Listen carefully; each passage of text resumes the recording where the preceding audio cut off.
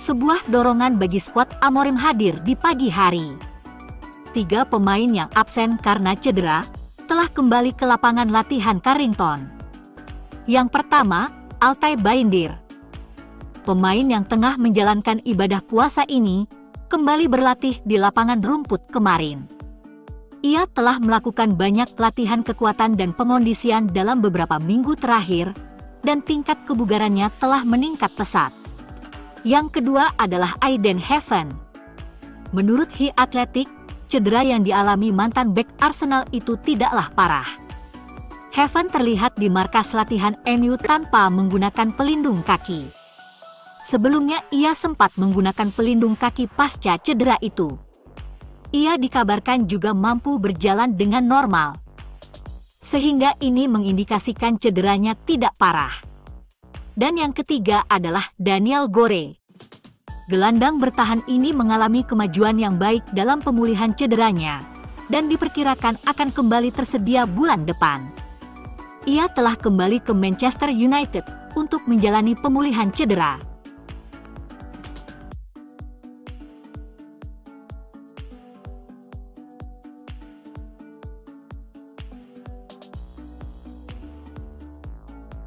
Manchester United dikabarkan tengah memulai pembicaraan dengan 2 penyerang sekaligus. Hal ini bukan sesuatu yang mengejutkan, mengingat sebuah klub memang mulai langkah-langkah pendekatan kepada banyak target untuk kemudian dibawa ke rapat internal. Selanjutnya, pihak yang bertanggung jawab akan memutuskan untuk meneruskan proses negosiasi atau tidak. Hal itu yang dilakukan dengan winger Bournemouth, Antoine Semenyo. MU sudah melakukan pembicaraan dengan agensi pemain, namun belum tentu akan dilanjutkan jika Dewan menolaknya. United juga telah membuka pembicaraan untuk merekrut penyerang Lille, Jonathan David, meskipun 2 rival Liga Primer, Tottenham dan Chelsea, juga turut serta dalam negosiasi. Pemain Kanada tersebut telah mencetak 145 gol yang mengesankan selama karirnya, termasuk 107 gol dalam 224 pertandingan untuk Lille. David bisa bermain sebagai striker maupun pemain nomor 10. Dengan statusnya sebagai pemain free agent, MU tak perlu mengeluarkan biaya besar seperti untuk mengejar Matheus Cunha. Penempatan posisinya kuat, seorang finisher yang tajam dan klinis. Kemampuannya menggiring bola, cepat dalam transisi, juga dilengkapi kecepatan yang diinginkan Ruben Amorim. Perekrutannya akan sangat brilian bagi MU.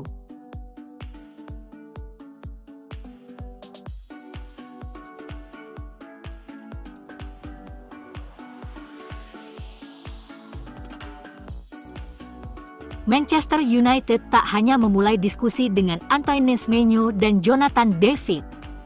Sejumlah pemain di beberapa posisi juga didekati. MU diketahui tengah melakukan kontak untuk merekrut talenta muda Juventus di bursa transfer musim panas. Salah satu pemain yang dikabarkan diminati Man United adalah Kenan Yildiz, dengan Tutto Juve melaporkan bahwa klub Liga Primer tersebut telah mengontak Juve untuk mendapatkan pemain sayap kiri internasional Turki tersebut. United bergerak cepat memulai kontak untuk menilai persyaratan apa yang diinginkan Juve agar kesepakatan itu memungkinkan. Pihak klub juga mulai mengambil langkah konkret untuk mengontrak perwakilan pemain berusia 19 tahun tersebut.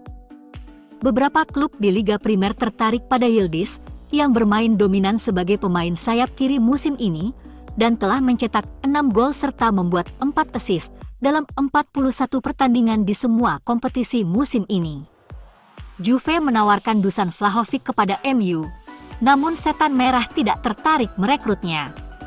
MU lebih tertarik untuk memikat Yildiz, mengetahui bahwa Antony dan Marcus Rashford dapat pergi untuk selamanya di akhir musim. Juventus dilaporkan menginginkan 76 juta pound untuk Yildiz. Jika Setan Merah tidak dapat lolos ke Liga Champions musim depan, maka sulit untuk melihat mereka terlalu menarik bagi Yildiz. Meski Juventus juga mengalami kesulitan menembus 4 besar klasemen Serie A musim ini dan bermain di Liga Champions untuk musim depan.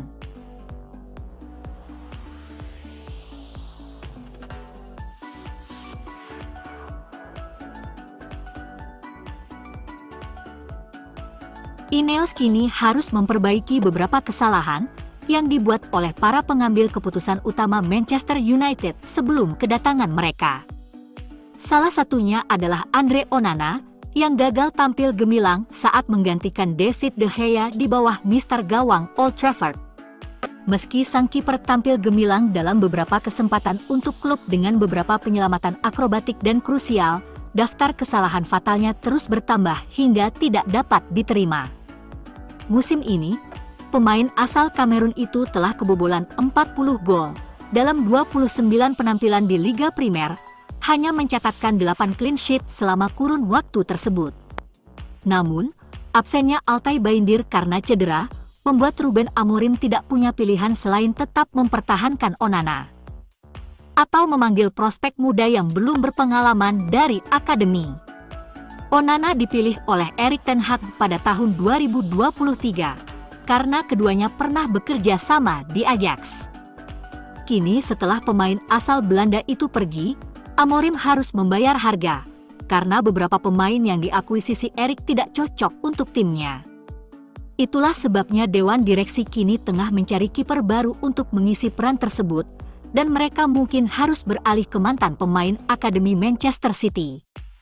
Setan Merah disebut-sebut telah mengadakan pembicaraan mengenai kemungkinan mendatangkan James Trafford dari Burnley yang meninggalkan Etihad untuk pindah ke Turf Moor dengan transfer senilai 15 juta pound pada bulan Juli 2023. Kiper yang baru berumur 22 tahun telah menikmati musim yang jauh lebih menyenangkan pada 2024-2025.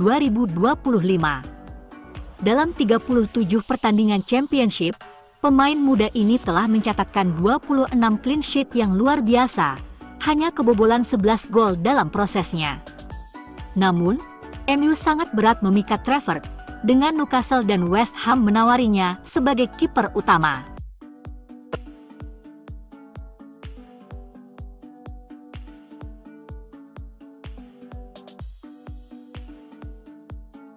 Bek Manchester United, Noussair Mazraoui, memainkan peran kunci dalam kemenangan Maroko 2-1 atas Niger di babak kualifikasi Piala Dunia tadi malam.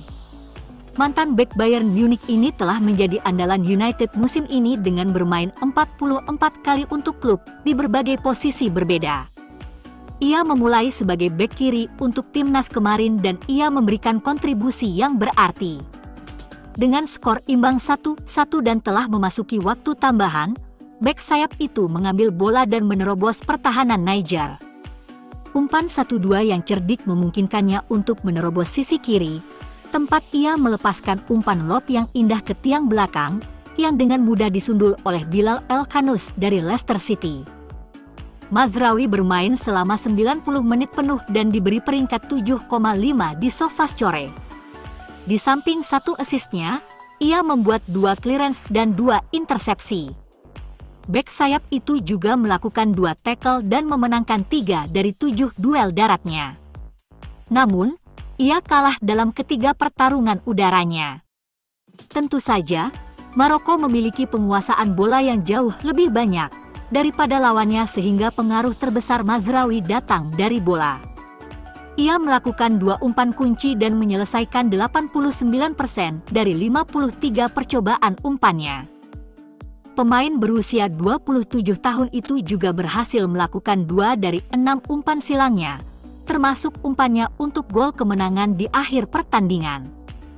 Kemenangan itu berarti Maroko telah menguasai grup E dan kini unggul 6 poin dari Niger di puncak klasemen.